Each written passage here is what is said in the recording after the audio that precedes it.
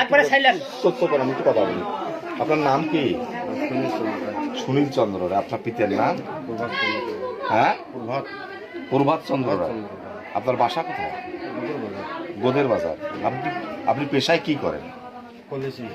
পল্লী চিকিৎসক। যেমন মানুষের চিকিৎসা দিই, সেটা কি কি চিকিৎসা দেন?